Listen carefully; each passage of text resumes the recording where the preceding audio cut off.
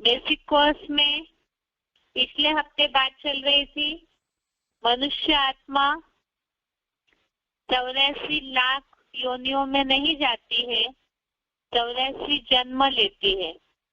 उसके प्रूफ हमने पिछले हफ्ते देखे हैं कि पाप कर्मों का दंड भोगने के लिए मनुष्य को अलग योनियों में जाने की आवश्यकता नहीं है। मनुष्य योनि में ही पापों का दंड मिलता है। जानवर से भी मनुष्य ज्यादा दुखी है। पापों का दंड मिलने के लिए अलग अलग प्रकार के कर्म भोग मनुष्य भोगते हैं। अलग प्रकार के शारीरिक दुख जो मिलते हैं, मानसिक दुख मिलते हैं, वो भी पापों का दंड है। और उसके साथ साथ जो संविधान वगैरह बने हुए हैं मनुष्यों के द्वारा, वो भी पापों के दंड के लिए ही है।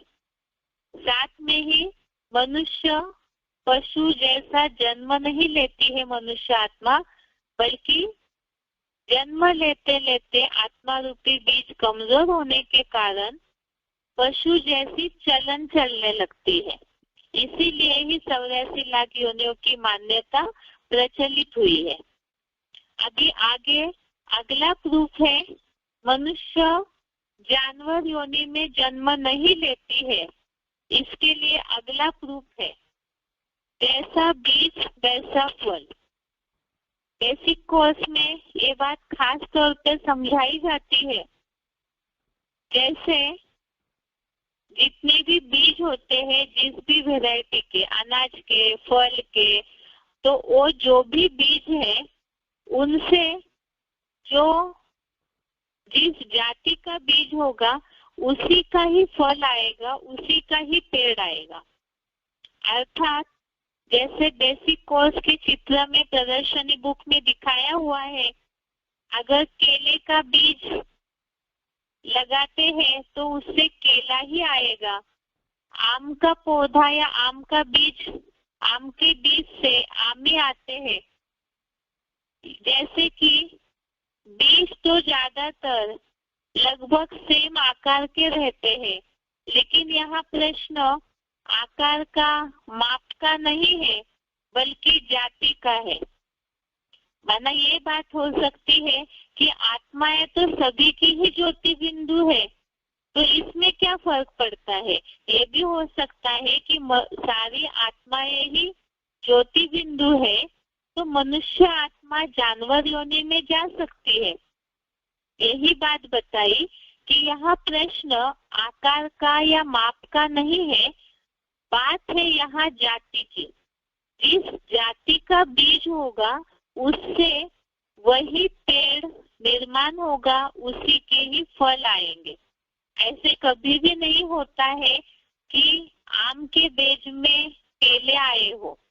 तो इसी तरह से यहाँ भी मनुष्य आत्माएं हो, चाहे जानवरों की आत्माएं हो, कीटक, पशु पंछियों की आत्माएं हो, वो जिस जाति की होगी उसी अनुसार ही उनको जन्म मिलता है। क्योंकि आत्मा के पाठ में हमने ये बात जिज्ञासुओं को समझाई है कि मन, बुद्धि, संस्कार जो है वो हर एक में भरे हुए रहते हैं।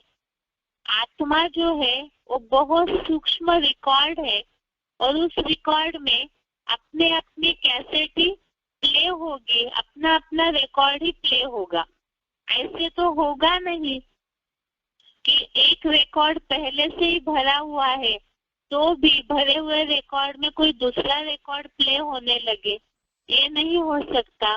इसी तरह से यहाँ भी मनुष्य आत्मा में मन, बुद्धि, संस्कार की पावर है और जानवर, पशु, पंछी योनियों की जो भी आत्माएं हैं उनकी तुलना में मनुष्य को बुद्धि की दात मिली हुई है, समझ की दात मिली हुई है, इंद्रिया भी ज्यादा है। उस कारण जो भी कर्म करते हैं उसका रिकॉर्ड आत्मा में भरा हुआ है। तो मनुष्य जाति का बीज ही अलग है, योनि का बीज ही अलग है। और जैसे और भी जानवर है, पशु पंछी, कीटाणु है, उनके लिए भी यही बात है कि वो भी जैसे कोई जानवर की आत्मा है, वो कोई पेड़ पौधों की आत्मा नहीं बन सकती है। यही बात, ये सिद्धांत है कि जो भी जिस जाति का होगा, जिसमें जो रिकॉर्ड भरा हुआ है, उसी अनुसार वो बीज वही पेड़ तैयार करेगा, वही फल देगा। इसके लिए हमने ये भी देखा था, जो रेफरेंस दिया हुआ है 15वें अध्याय का 8वां श्लोक हम देखते हैं। इसमें हमने बेसिक कोर्स में आत्मा के पार्ट में संस्कारों में ये बात देखी है। 15वें अध्याय का 8वां श्लोक, 6 श्लोक एक बार बता रहे हैं। शरीरम यद वाप्नोति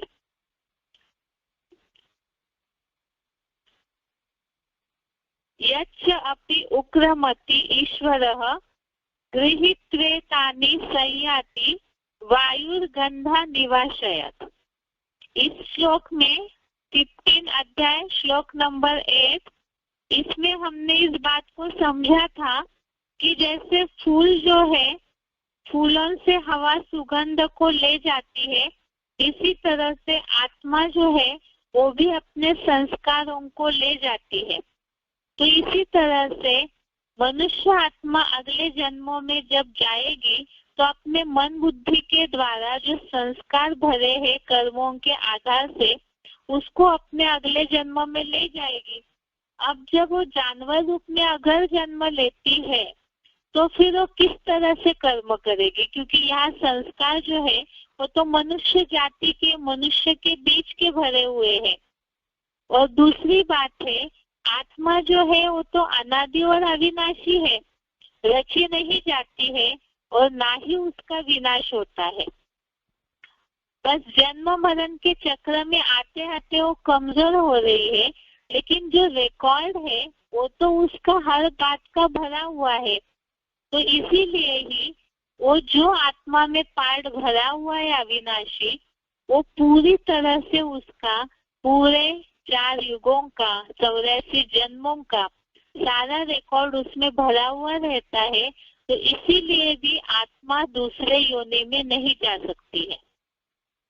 आज के टॉपिक में हमने इस बात को समझा है, मनुष्य आत्मा 84 लाख योनियों में नहीं जाती है।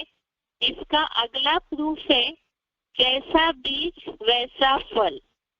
इसमें खास बात है, आत्माएं तो सभी ज्योति बिंदु है।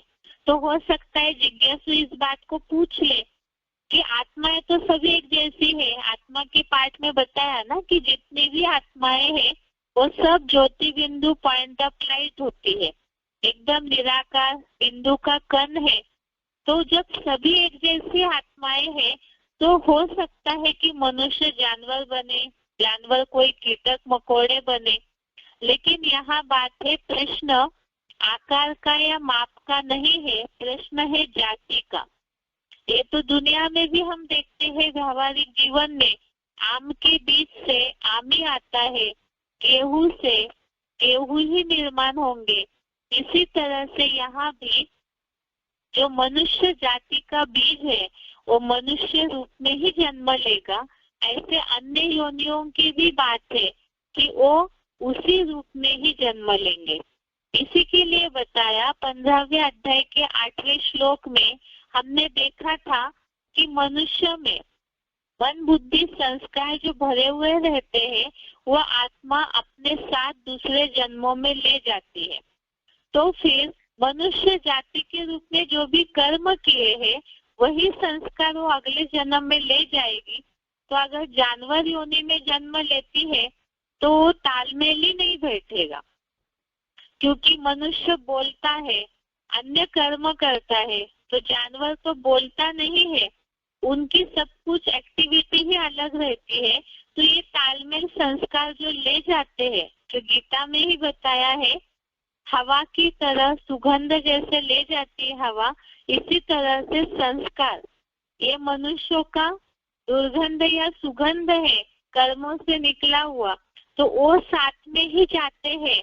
तो इसीलिए ही मनुष्य योनि में ही जन्म लेता है। दूसरी बात, आत्मा जो है अनादि अविनाशी है, रची नहीं जाती, ना उसका विनाश होता है। ये भी हमने आत्मा के पार्ट में गीता के श्लोक के आधार से समझा है। अब जैसे दुनिया में भी देखते हैं, जिस कैसेट में, जिस रिकॉर्ड में जो भरा हुआ है वही प्ले होगा, क्योंकि उसमें वो भर चुका है। तो इसी तरह से मनुष्य आत्मा या हर आत्मा में ही अपना अपना रिकॉर्ड भरा हुआ है, वो पार्ट भरा हुआ है। तो इसीलिए ही वही रिकॉर्ड उसमें जन्म जन्मांतर के चक्र में प्ले होगा। जो हमने इसके पहले भी समझते हुए देखा है, हुबहू कल्प की पुनरावृत्ति होती है। जब ये आवृत्ति होती है अर्थात सेम रिपीटेशन होता है, तो फिर इसमें कोई किसी में रिकॉर्ड भरा हुआ है तो उसमें बीच में दूसरा रिकॉर्ड कैसे प्ले होने लगेगा।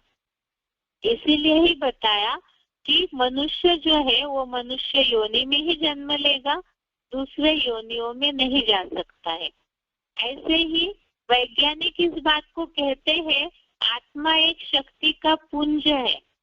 शक्ति न रची जाती है, ना ही उसका विनाश होता है।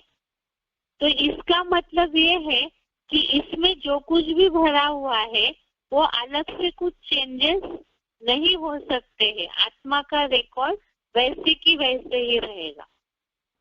इसके बाद अगला प्रूफ है हिसाब किताब का। पहले हमने देखा मनुष्य आत्मा अलग योनियों में नहीं जा सकती, तो अगर ये ऑप्शन है कि पापों का दंड भोगने के लिए, तो उसे तो हमने प्रूफ के साथ समझा है। दूसरी बात, पशु योनि में जाने की आवश्यकता नहीं है मनुष्य को, क्योंकि वो यहाँ ही पशु जैसी सीरत बन जाती है, चलन बन जाती है। इसीलिए मान्यता प्रचलित हुई कि मनुष्य पशु योनि में जाता है। अगला प्रूफ हमने देखा, जैसा बीज वैसा फल होता है। जिस जाति का बीज होगा उसी अनुसार ही उसका वृक्ष तैयार होता है। तो मनुष्य जाति के बीज से मनुष्य ही तैयार होगा, वो अलग योनियों में नहीं जा सकता है। अगला प्रूफ है हिसाब किताब। मनुष्य जो है वो बौद्धिक प्राणी होने के कारण उसका हिसाब किताब मनुष्यों के साथ ही होता है। तो फिर अगला जन्म भी मनुष्य के साथ ही होना चाहिए। ये बात तो दुनिया में सब लोग मानते हैं, जो भाग्य दुर्भाग्य समझते हैं। इसी तरह से कर्मों का बंधन समझते हैं। लोग इसे अलग अलग भाषाओं में बोलते हैं, अलग अलग शब्द रचना है, जिसे ज्ञान की भाषा में हम हिसाब किताब कहते हैं। वैसे ही दुनिया में भी लोग कर्म का बंधन है, इनसे पता नहीं कौन सा पूर्व जन्मों का जुड़ा हुआ है कुछ हमारा खाता, ऐसे कुछ न कुछ लोग कहते हैं।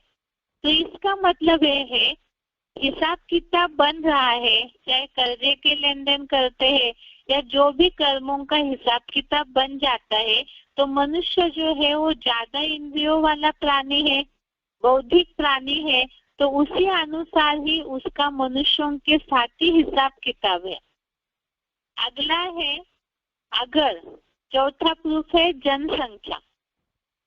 इसमें ये बात है, अगर ये बात है कि मनुष्य जानवर योनियों में जन्म लेता है, मतलब एक बार मनुष्य रूप में जन्म मिला तो पूरे 84 लाख योनियों में भ्रमण करना जरूरी है, अनिवार्य है, कंपल्शन है। तो फिर मनुष्यों की जनसंख्या कम होनी चाहिए और जानवरों की, जो भी कीटक पशु पंछी है, उनकी संख्या ज्यादा दिखनी चाहिए। लेकिन ऐसे होता नहीं है। क्यों? आज अगर देखेंगे हम तो मनुष्यों की संख्या ज्यादा है, जगह कम पड़ रही है। इसीलिए ही गवर्नमेंट को अलग अलग प्लानिंग बनाने पड़ रहे हैं आबादी रोकने के लिए। तो हो सकता है कोई ये बात बोले कि आप ही ने तो कहा था कि ऊपर से परम धाम से बची हुई आत्माएं आ रही है, इसीलिए चाहे वो बचे हुए कितने भी उतरते रहे, लेकिन सृष्टि पर जो है वो अलग योनियों में ट्रांसफर हो रहे हैं। तो ऊपर से उतरने वालों के लिए जगह कम नहीं पड़नी चाहिए धरती पर।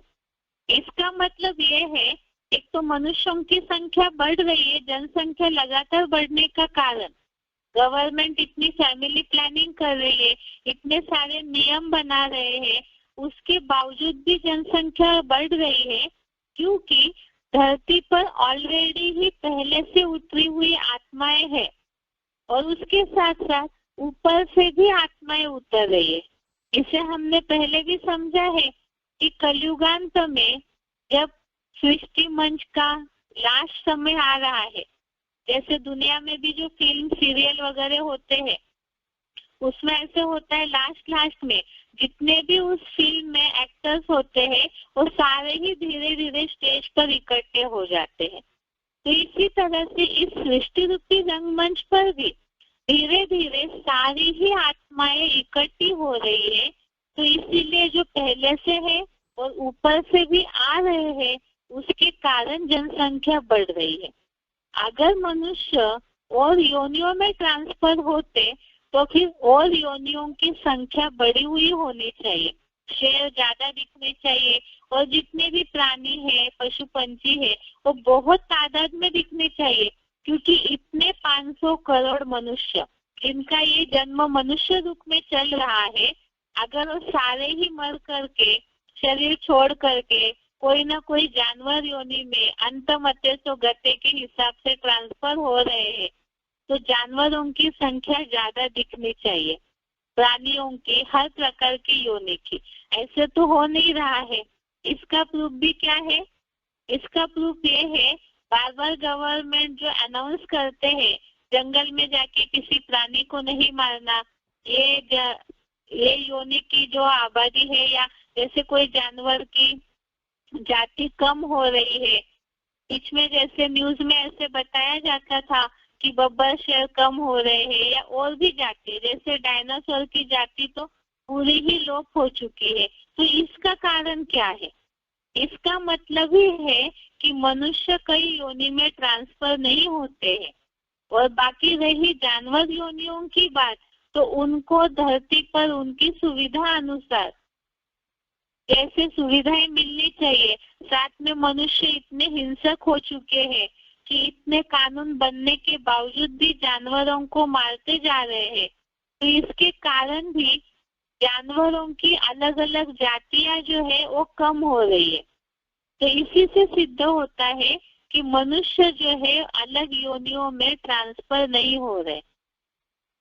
दूसरी बात है कि कलयुग में ऐसे होता है कि मनुष्य जो है अगर अलग योनियों में पापों के दंड के रूप में ट्रांसफर हो रहे हैं, तो फिर इस सृष्टि पर बुरे कर्म करने वाले कोई होने ही नहीं चाहिए।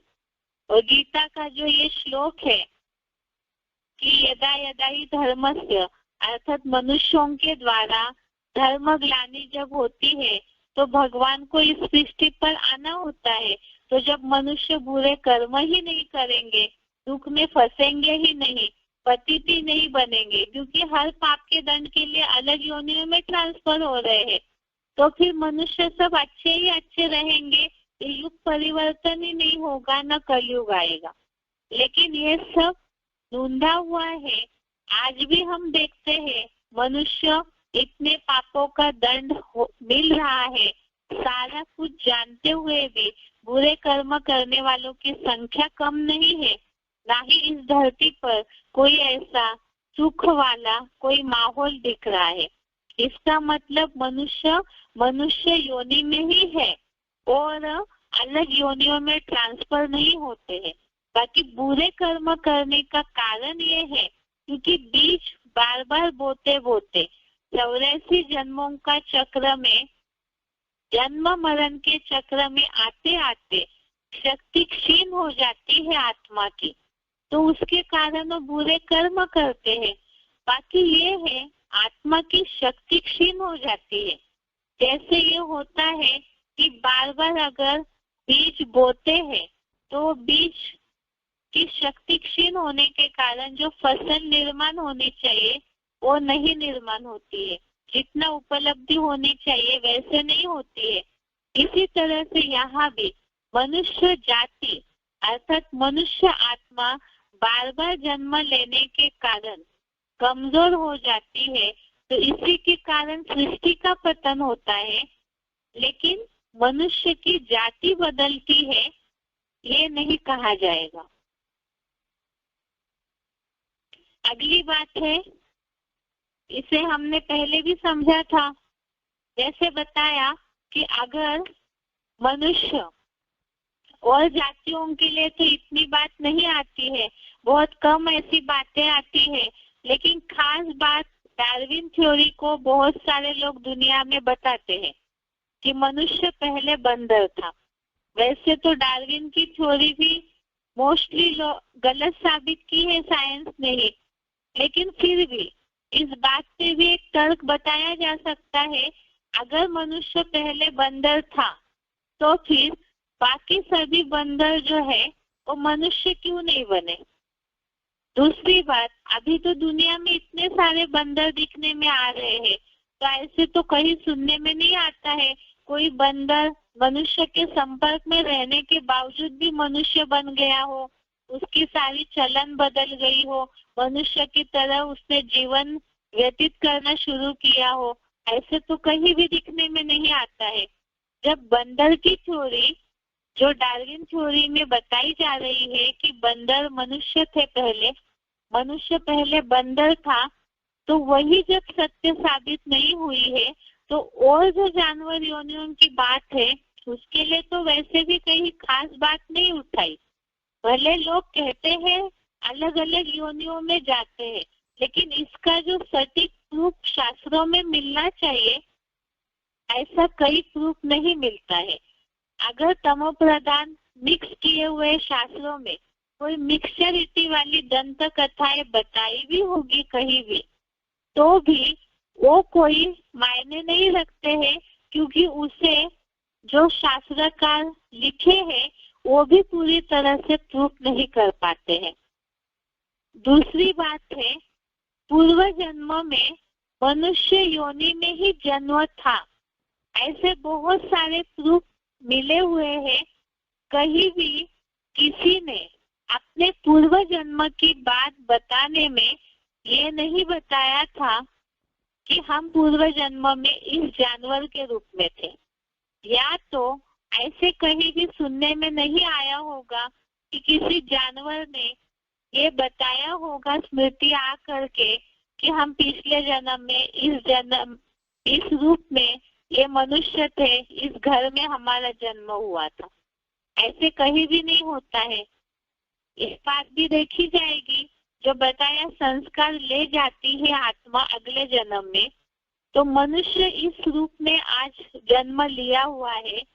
शरीर छोड़ने के बाद अगर उसने किसी जानवर के रूप में जन्म भी लिया, मान लिया, तो जन्म लेने के बाद मनुष्य के जो बोलने के संस्कार है, बुद्धि की जो पावर है समझ शक्ति की, वो अगले जन्म में ट्रांसफर होनी चाहिए। तो जानवर भी बोलने लग पड़ने चाहिए, लेकिन ऐसा तो कहीं भी नहीं होता है। तो संस्कार ले जाने की बात जो गीता में बताई हुई है, तो वो बात भी सही है, क्योंकि अगर जानवर ले जाते जन्म में तो वो फिर मनुष्य जैसा व्यवहार करते, लेकिन ऐसे होता नहीं है। दूसरी बात है, पूर्व जन्म में भी मनुष्य योनि में ही जन्म था, ऐसे प्रूफ साइंस के द्वारा जो रिसर्च किए हुए हैं उसमें भी मिले हैं। उसमें कहीं भी पूर्व जन्म में दूसरी योनि का जिक्र नहीं आया है। बहुत सारे ऐसे न्यूज़पेपर्स में, न्यूज में ऐसी बातें जहाँ भी पूर्व जन्म की बात किसी ने बताई है, तो किसी ने भी अपना पूर्व जन्म कोई जानवर का, कोई पशु पंछी का नहीं बताया। सभी को, जिनको भी याद आया है अपना पूर्व जन्म, तो वो मनुष्य रूप में ही याद आया है।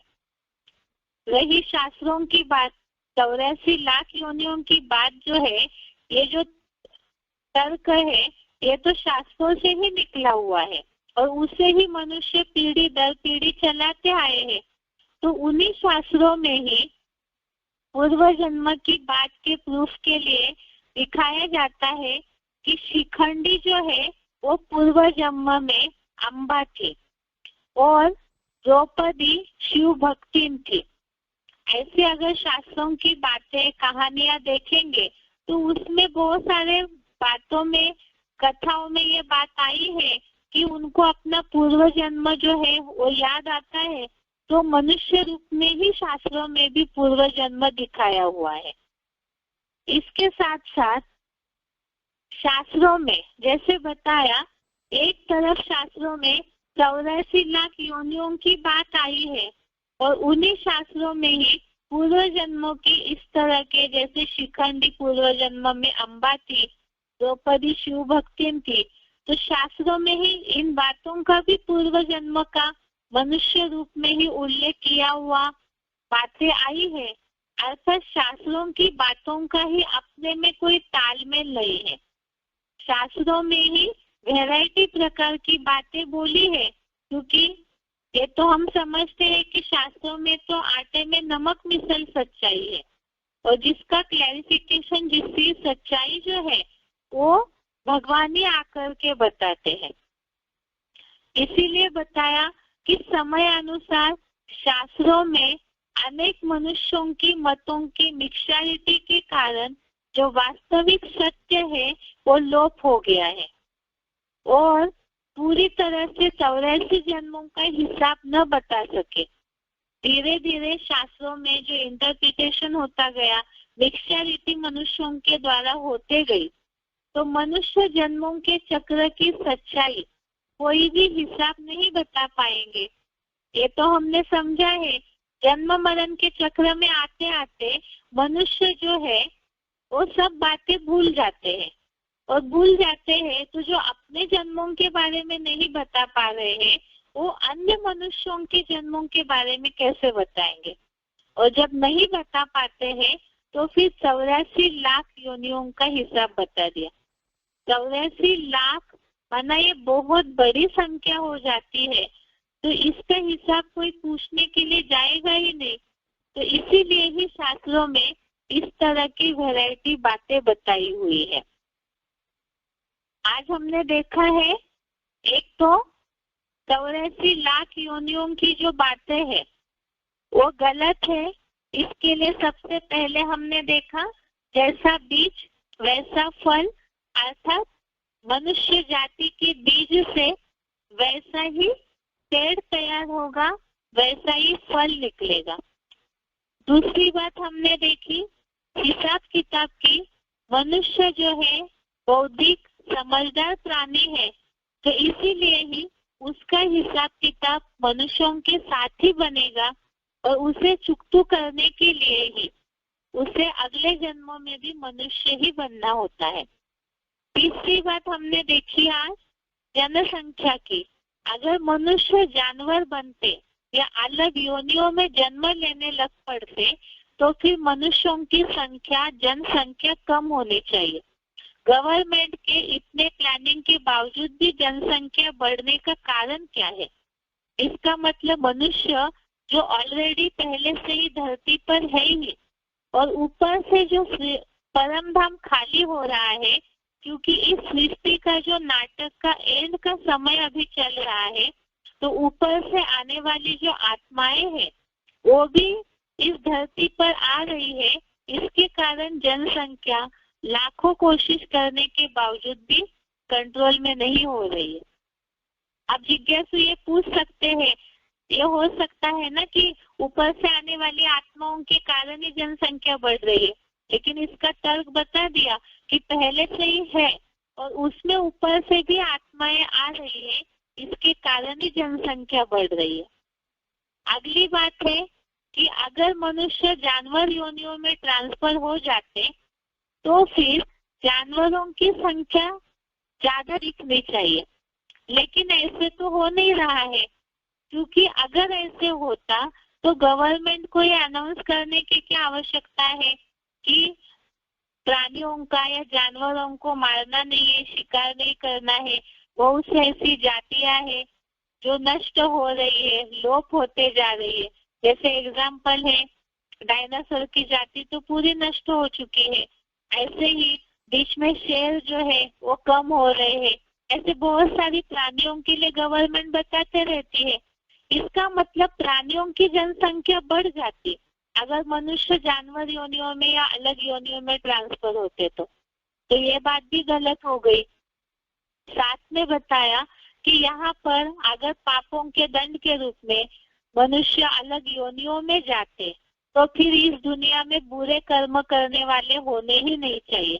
लेकिन कलयुग में तो बुरे कर्म करने वाले ही ज्यादा है, मतलब बहुत कम ऐसे हैं जिनमें सच्चाई होगी, लेकिन ज्यादातर 99% बुरे कर्म करने वालों की संख्या ही ज्यादा है। इसका मतलब ये है पापों का दंड भोगने के लिए अलग योनियों में नहीं जाना पड़ता है, वो तो मनुष्य योनि में ही सब कुछ रिजल्ट दिखता है। दूसरी बात है, मनुष्य जो है बार बार जन्म लेने के कारण, जैसे बीज बार बार बोते हैं तो उसकी ताकत कम हो जाती है। जैसे दुनिया में देखते हैं फसल की जो उपज है वो कम हो जाती है, इसी तरह से मनुष्य जो है वो जन्म लेते लेते उसकी शक्ति क्षीण हो जाती है भले, लेकिन जाति बदल जाए, योनि बदल जाए, ये संभव नहीं है। अगला हमने आज देखा डार्विन थ्योरी, इससे पहले भी समझा था। वैसे तो दुनिया में लोग कहते हैं 84 लाख योनियों में जाती है मनुष्य आत्मा, लेकिन कोई खास प्रूफ कोई बता नहीं पाता है। एक साइंस में ही डार्विन थ्योरी निकली थी कि मनुष्य पहले बंदर था, लेकिन वो भी वैसे गलत साबित हुई है, क्योंकि अगर ऐसे होता तो बाकी सारे बंदर मनुष्य बने हुए क्यों नहीं दिखे। ऐसे होता नहीं है, या तो अभी भी दुनिया में इतने बंदर जो मनुष्यों के संपर्क में रह रहे हैं, संग का रंग तो लगता ही है, उसके बावजूद भी बंदर की जाति मनुष्य बनी हो, ऐसे कहीं सुनने में तो नहीं आता है। इसका मतलब ये बात भी, ये तर्क भी गलत है। अगली बात है, जितने भी रिसर्च के द्वारा प्रूफ मिले हैं उसमें भी पूर्व जन्म में मनुष्य योनि में ही जन्म साबित हुआ है और कहीं भी दूसरे योनि में जन्म का जिक्र नहीं आया है। जैसे हमने बहुत सारी जगह न्यूज़पेपर्स में, न्यूज में ऐसी बातें निकलती है, किसी जुड़वा भाइयों को अपना पूर्व जन्म याद आया कि वो पुराने जन्म में मित्र थे आपस में, इसीलिए उनके वही विचारों से इस जन्म में वो भाई भाई बने। किसी को कुछ अपना पूर्व जन्म याद आया तो मनुष्य रूप में ही याद आया हुआ है। ऐसे कहीं भी सुनने में नहीं आया कि इस मनुष्य को पिछला जन्म अपना शेर के रूप में याद आया हो, या तो जैसे बताया संस्कार आत्मा ले जाती है, ट्रांसफर करती है। ये गीता में श्लोक आया है कि संस्कार अगले जन्म में सुगंध की तरह ट्रांसफर हो जाते हैं। तो बुद्धि, मन और संस्कार ये अगले जन्म में ट्रांसफर हो रहे हैं। तो फिर मनुष्य में इस जन्म में जो भी समझ शक्ति वगैरह है वो अगले जन्म में ट्रांसफर होने के बाद अगर जानवर बनते हैं तो जानवर भी बोलने लग पड़ने चाहिए, मनुष्य की तरह हरकत करने चाहिए, लेकिन ऐसे तो होता नहीं है। इसका मतलब यही है, मनुष्य जो है कोई और योनि में जन्म नहीं लेता है, मनुष्य रूप में ही जन्म लेता है। अगली बात, 84 लाख योनियों की जो बात है वो तो शास्त्रों से ही चलती आई है। शास्त्रों से ये बात निकली, क्योंकि साइंस तो पहले था नहीं। कई साल पहले जब से द्वापर युग आया तब तो विज्ञान था नहीं, बात तो शास्त्रों से ही ये निकली है। लेकिन शास्त्रों में ही शिखंडी का पूर्व जन्म अम्बा के रूप में और द्रौपदी को शिव भक्ति बताया जाता है। इसका मतलब शास्त्रों में ही दो प्रकार की बातें हो गई। शास्त्रों का अपने ही बातों में कोई तालमेल नहीं है।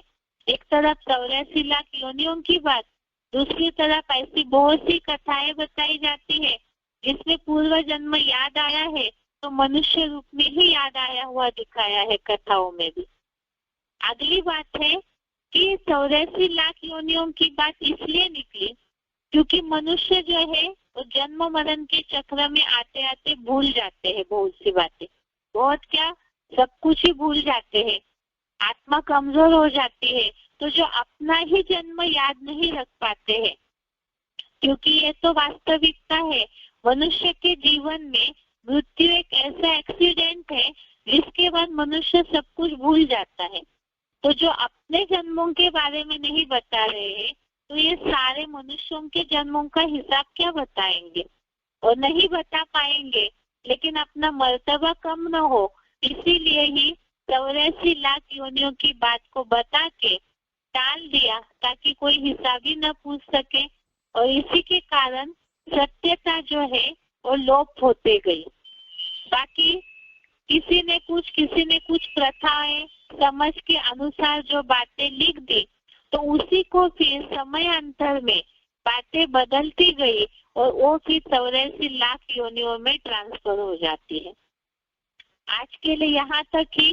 कल हम देखेंगे भगवत गीता में भगवान ने योनियों के बारे में क्या बताया है। 84 लाख योनियों का उल्लेख भगवत गीता में कहीं भी नहीं आया है। नहीं आया है तो फिर मनुष्य रूप में ही जन्म मिलते हैं, इसके लिए क्या क्या प्रूफ है श्लोकों में, इसे हम कल देखते हैं। आज के लिए यहाँ तक ही। ओम शांति।